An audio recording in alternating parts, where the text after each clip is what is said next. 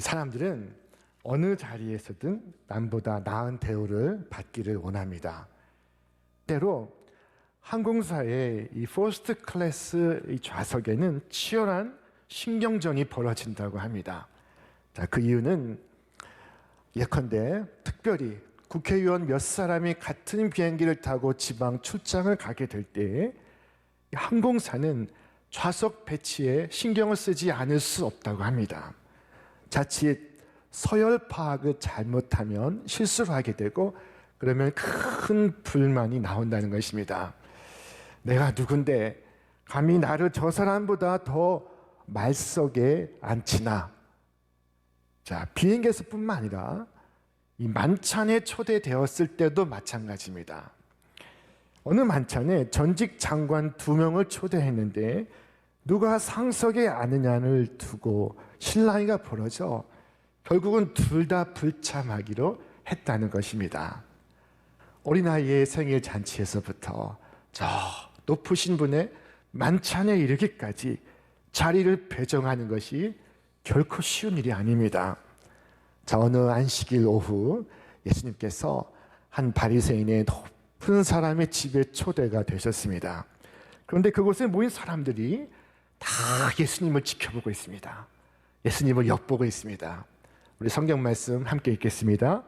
안식일에 예수께서 한 바리새인 지도자의 집에 떡 잡수시러 들어가시니 그들이 엿보고 있더라. 자, 이들은 왜 예수님을 엿보고 있을까요? 예수님을 흠모하는 마음에서, 예수님을 존경하는 마음에서? 그렇지 않았습니다. 예수님을 해하려는 마음에서 예수님을 엿보고 있었습니다.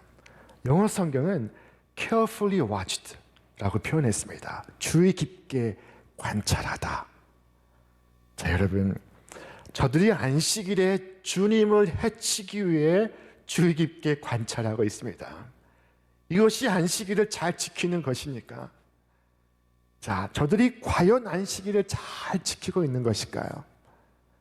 자, 그런데 놀랍게도 여러분, 예수님께서도 저들을 관찰하시고 있었습니다. 어떤 마음으로 주 앞에 나왔는지, 어떤 모습으로 하나님을 예배하는지 주께서 관찰하십니다. 우리는 과연 어떻게 주의를 지키는지 주께서 지켜보십니다. 성경이 우리에게 말씀하고 있습니다. 여호와여, 주께서 나를 살펴보셨으므로 나를 아시나이다. 주께서 내가 앉고 일어섬을 하시고 멀리서도 나의 생각을 밝히 아시오며 나의 모든 길과 내가 눕는 것을 살펴보셨으므로 나의 모든 행위를 익히 아시오니. 주님께서 살펴보시고 주님께서 아시고 있었습니다. 예수님을 초청한 이 바리새인은 지위가 높은 사람이었습니다. 그 자리에 다 지위를 가진 사람들이 초대가 되었습니다. 그런데 그날 초대를 받은 사람들 사이에서 서로 높은 자리에 앉으려 다툼이 벌어지게 되었습니다. 사람들은 누가 더 높고 누가 더 중요한가를 이 자리를 통해서 확인하기를 원했습니다. 이처럼 높은 자리를 차지하려고 다투는 사람들을 보시고 예수께서 이와 같이 말씀하십니다. 우리 함께 다시 읽어보겠습니다. 내가 누구에게나 혼인잔치에 청함을 받았을 때 높은 자리에 앉지 말라. 그렇지 않으면 너보다 더 높은 사람이 청함을 받은 경우에 너와 그를 청한 자가 와서 너더러 이 사람에게 자리를 내주라 하리니 그때 네가 부끄러워 끝자리로 가게 되리라. 청함을 받았을 때 차라리 가서 끝자리에 앉으라. 차라리 가서 끝자리에 앉으라 말씀하십니다. 높은 자리에 앉지 말라고 하십니다. 자, 높은 자리에 이미 앉았는데 주인이 더 높은 사람을 데리고 와서 자리를 양보해 달라고 할 때 그때 얼마나 머쓱하고 얼마나 부끄럽고 창피하겠습니까? 자, 부끄러움을 당한 그는 바로 그 옆자리가 아니라 맨 끝자리로 나아가 앉게 될 것입니다. 이미 모든 자리가 차지되었기 때문입니다. 그는 얼굴이 뜨거워서 차마 고개도 못 들고 끝자리로 나아가 앉게 될 것입니다. 반면에 처음에 끝자리에 앉은 사람은 주인이 와서 친구여 올라앉으라 라고 말할 때, 자, 많은 사람들의 주목과 많은 사람들의 존경을 받으며 그 높은 자리에 앉게 될 것입니다. 그것이 얼마나 영광스럽겠습니까? 성경은 말씀합니다. 무릇 자기를 높이는 자는 낮아지고 자기를 낮추는 자는 높아지리라. 자, 이것은 일상에서 현상일 뿐만 아니라 종말의 현상입니다. 자, 오늘 말씀은 기다리라 하신 것입니다. 주께서 여러분을 높이실 때까지 여러분 기다리십시오.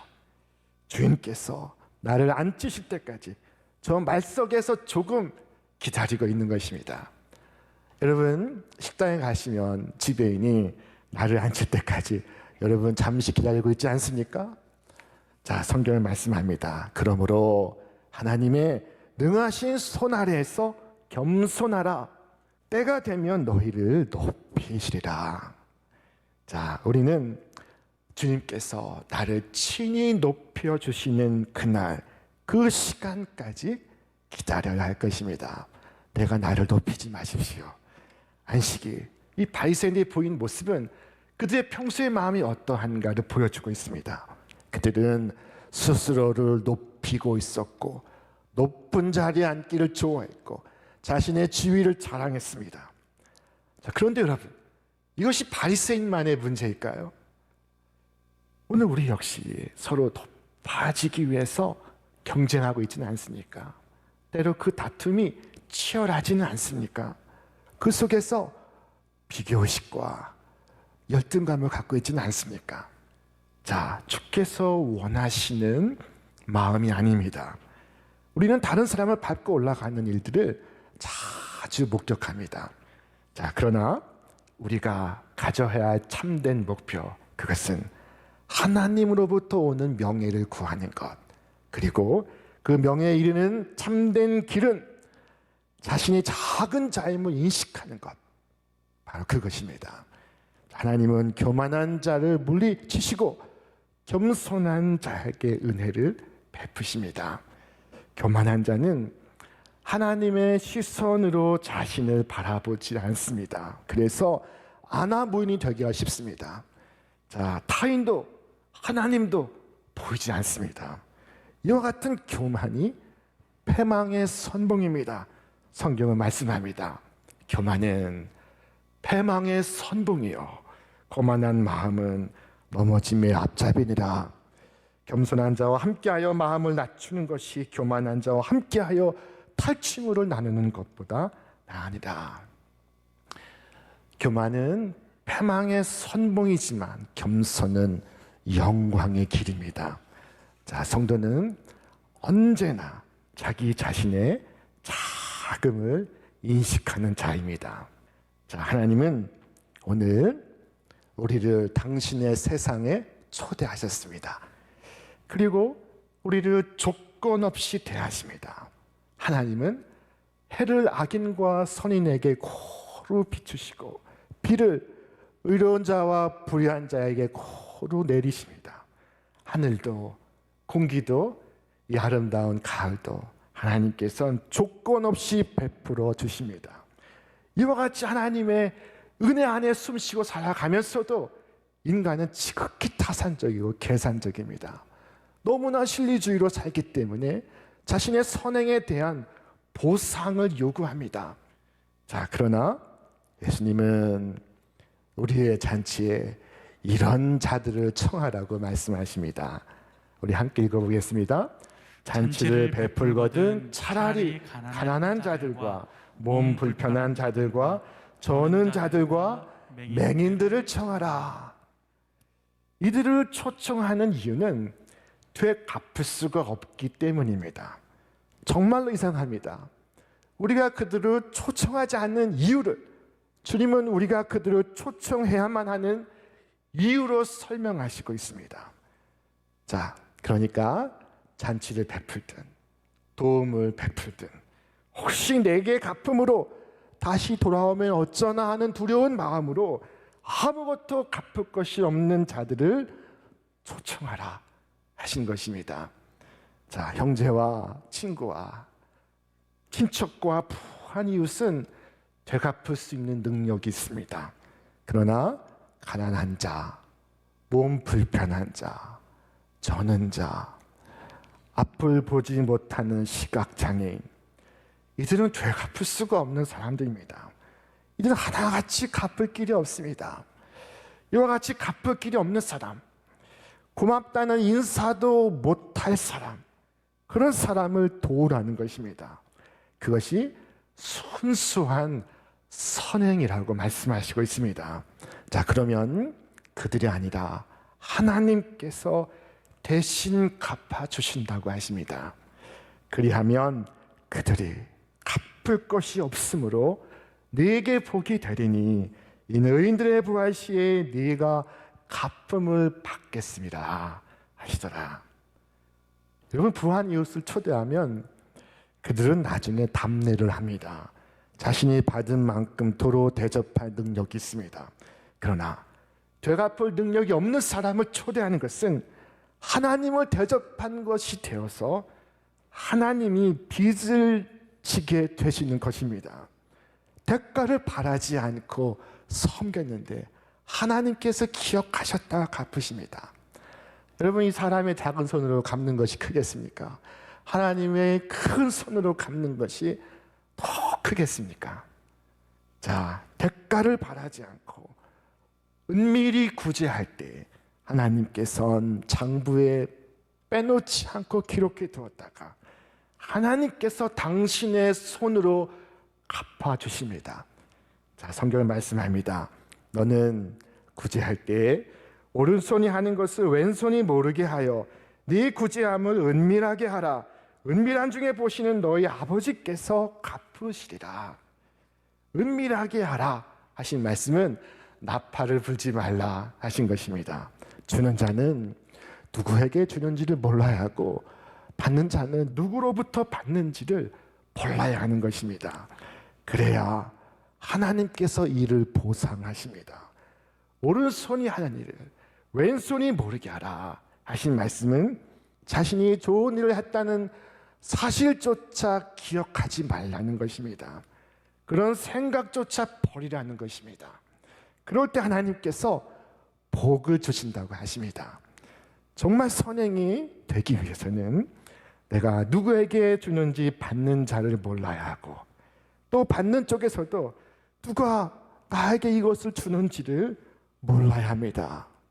알게 되면 찾아가게 되고 고맙다고 인사하게 되면 그것은 더 이상 선행이 되지 않습니다. 만일 찾아오지 않기라도 하면 내가 도와주었는데 하는 섭섭한 마음이 들게 되어서 이 또한 잘못된 것입니다. 그러므로 주는 자와 받는 자가 서로 몰라야 합니다. 그때 완벽한 선행이 되는 것입니다. 여러분, 성경에는 선한 사마리아 사람에게 이름이 없다는 것을 기억하시기를 바랍니다. 선한 사마리아 사람은 자신의 이름을 밝히지 않았습니다. 자, 우리가 교회에 헌금을 하는 것도 그렇습니다. 간혹 11조를 가지고 고민하시는 분들이 있습니다. 가끔은 찾아와 상담을 합니다. 그 가운데는 나의 11조로 시골 교회를 직접 가서 도와주면 안 되니까 라는 것입니다. 참 귀한 마음입니다. 자, 그러나 이 11조는 내 마음대로 쓸 수 있는 돈이 아닙니다. 그렇기 때문에 그것은 안 됩니다. 어디까지나 내가 썼으면 내 돈인 것이지 그것이 어떻게 하나님의 돈이겠으며 게다가 그것으로 감사 인사까지 받는다면 나에게서 끝난 것이지 그것이 어떻게 하나님께 바친 것이 되겠습니까? 그래서 안 된다는 것입니다. 그러나 어떤 교회를 돕고 싶을 때에는 헌금을 하면서 이 헌금은 무슨 교회를 지원하는 데 쓰이기를 원합니다 라고 전제를 붙이면 그 교회로 보낼 수가 있습니다. 자, 그렇게 되면 그 교회에서는 신촌교회에서 보냈다는 사실 외에 끝까지 누가 보냈는지를 모릅니다. 그러므로 거기에 진정한 선행이 이루어지는 것입니다. 어찌 내가 보내고 내가 고맙다는 인사를 받고 나서 무슨 선행을 한다는 이야기를 할 수가 있겠습니까? 자, 선행은 결코 그렇게 하는 것이 아닙니다. 주님께 기도하는 것 역시 마찬가지입니다. 우리의 기도는 사람을 보이기 위해서 하는 것이 아닙니다. 금식할 때 너희는 외식하는 자들과 같이 슬픈 기색을 보이지 말라. 그들은 금식하는 것을 사람에게 보이려고 얼굴을 흉하게 하느니라. 내가 진실로 너희에게 이르노니 그들은 자기 상을 이미 받았느니라. 너는 금식할 때 머리에 기름을 바르고 얼굴을 씻으라. 이는 금식하는 자로 사람에게 보이지 않고 오직 은밀한 중에 계신 내 아버지께 보이게 하려 함이라. 은밀한 중에 보시는 내 아버지께서 갚으시리라. 자, 이처럼 금식할 때 사람에게 보이라 하지 말고 오직 은밀한 중에 하나님께 보이라 말씀하십니다. 사람 앞에 꾸미지 말라고 하십니다. 구제할 때는 오른손이 하는 것을 왼손이 모르게 하라고 하십니다. 얼마나 철저한 당부입니까? 얼마나 간곡한 권면입니까? 자, 여러분, 선한 일을 하며 살게 해달라고 기도하시기를 바랍니다. 그러나 그보다 더 중요한 기도는 그 사실조차 잊게 해달라는 것입니다. 주님은 칭찬받는 것이 두려운 것이라고 하십니다. 참 이상합니다. 우리는 그것이 참 기쁜 일인데 주님은 그것이 두려운 일이라고 말씀하십니다. 왜일까요? 주께서 말씀하십니다. 두렵건대 그 사람들이 너를 도로 청하여 네게 가품이 될까 하노라. 가품이 됐다 하는 것은 지불이 완료되었다. 이미 계산이 다 끝났다. 그것으로 결산이 끝났다. 사람들이 칭찬을 했다면 이미 네가 받을 상은 다 받았다 하시는 것입니다. 여러분, 그렇게 되지 않기 위하여 선행을 할 때는 아무 보상도 아무 바람도 없는 깨끗한 마음에서 행해야 하는 것입니다. 오직 하나님께 감사하며 하나님께 받은 그 은혜를 보답하는 마음으로, 그리고 받을 것을 기대하는 것이 아니라 이미 받은 마음으로, 벌써 받은 줄로 아는 마음으로 하는 것입니다. 그래야만 하나님께 복이 있고 의인들의 부활 시에 복이 있다고 말씀하십니다. 그들이 갚을 능력이 있어서 복이 아니라 그들이 갚을 능력이 없어서 복인 것입니다. 사랑하는 여러분, 우리가 베푼 사랑과 나눔이 우리에게 혹 되돌아오지 않는 것은 우리에게 참 복된 일입니다. 여러분, 서운해하지 마십시오. 섭섭해하실 필요가 전혀 없습니다. 하나님께서 기억하시고 하나님께서 갚으실 것이기 때문입니다. 사람에게서가 아니라 하나님에게서 오는 보상이야말로 참된 보상입니다. 하나님께서 갚아주시는 인생이야말로 참으로 복된 인생입니다. 주님은 지극히 작은 자를 청하라고 하십니다. 여러분, 지극히 작은 자는 잘 보이지 않습니다. 우리가 운전할 때에도 보이지 않는 소위 사각지대가 있습니다. 백미러로 보이지 않습니다. 그때는 몸을 돌려서 고개를 돌려서 봐야 됩니다. 누가 있는지를. 여러분, 우리의 사회에서도, 우리 가정에서도, 우리의 이웃 가운데서도 잘 보이지 않는 사람들이 있습니다.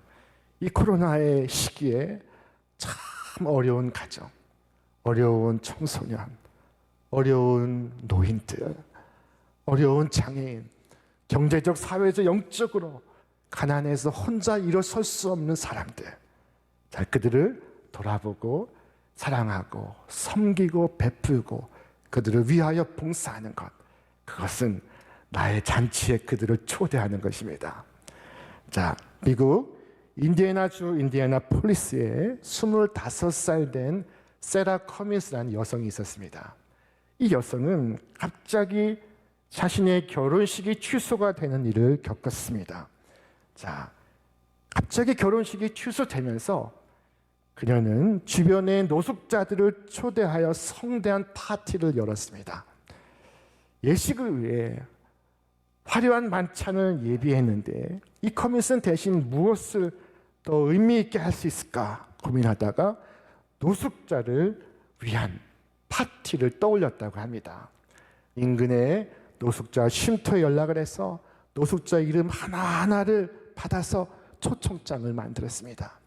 그 뜻을 알고 누군가는 노숙자들이 파티에 입고 갈 옷을 준비해 주었습니다. 누군가는 버스를 준비해 주었습니다. 자, 그날 이 세라 커민스는 웨딩복을 입지는 않았지만 예복을 입고 아주 환한 미소로 이 노숙자들을 만찬으로 초대를 했습니다. 최고의 하객들로 환영을 했습니다. 이 커민스는 내 인생의 가장 끔찍한 순간이 최고의 순간으로 변했습니다. 참으로 기쁩니다. 라고 말했습니다. 남이 알 수 없는 기쁨이 그녀의 마음속에 있습니다. 은총의 신비가 여기에 있습니다. 되갚을 능력이 없는 이들을 나의 잔치에 초대하는 것, 그것은 하늘의 보상을 쌓는 것, 그것은 하나님께 꾸이는 것입니다. 참된 선행은 결코 무상으로 끝나지 않습니다. 하나님 그것을 당신에게 행한 것으로 간주를 하십니다. 우리 말씀을 마지막으로 함께 읽겠습니다. 누구든지 제자의 이름으로 이 작은 자 중 하나에게 냉수 한 그릇이라도 주는 자는 내가 진실로 너에게 이르노니 그 사람이 결단코 상을 잃지 아니하리라 하시니라. 가장 복되고 가장 아름다운 인생은 하나님께서 복 주시는 인생입니다. 자, 주님은 어느 안식일 잔치에 초대된 이들과 초대한 이를 향하여 말씀을 하시고 있습니다. 주일인 오늘 우리야말로 이 자연 만물을 둘러보면 우리가 하나님의 잔치에 초대받았다는 것을 알 수가 있을 것입니다. 세상 모든 만물이 주님의 것이고 주님께서 예비하신 것입니다.